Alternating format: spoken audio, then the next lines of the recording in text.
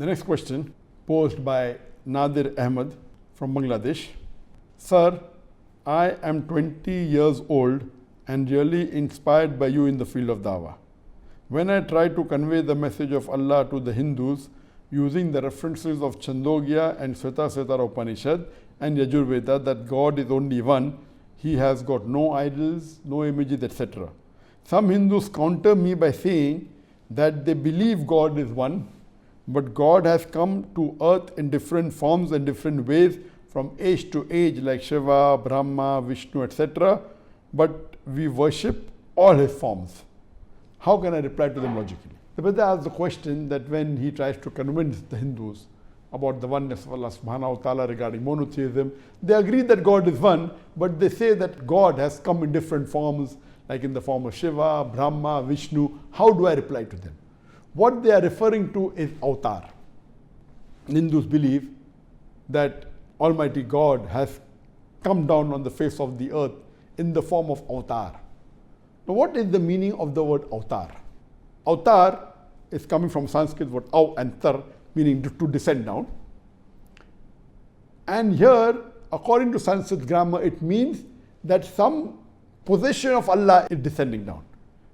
Some thing possessed by God is descending. It cannot be God Himself. So anyone who says that avatar means God Himself coming down is totally wrong. It is against the rules of Sanskrit. It means Allah has sent down someone. So in the real context, what they're talking is about messengers. And that's what we believe, that Allah subhanahu wa ta'ala has sent 124,000 prophets on the face of the earth. By name, 25 are mentioned in the Quran. Adam, Noah, Abraham, Moses, Jesus, Muhammad, may peace be upon them all. But our beloved Prophet Muhammad said that Allah subhanahu wa ta'ala has sent down 124,000 prophets on the face of the earth.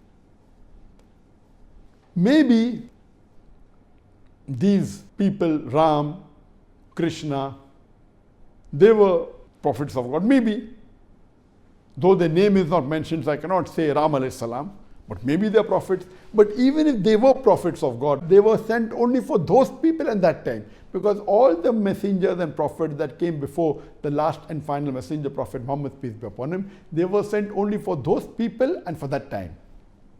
Prophet Muhammad, peace be upon him, because he was the last and final messenger, he was sent for the whole of humanity.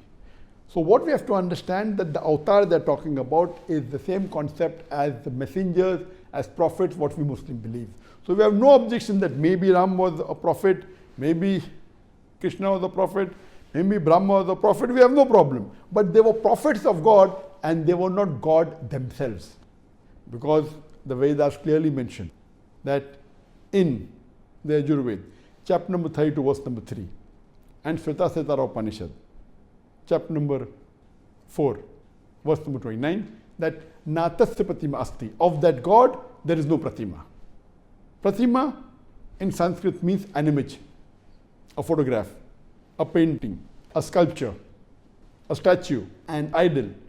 So Natasya Pratima Asti, of that God there is no Pratima, there is no painting, there is no photograph, there is no idol, there is no sculpture, there is no image. So we have no problem in believing that these were messengers, but surely they were not Almighty God. So if we explain the concept of avatar, inshallah, you will be able to get them closer to Islam.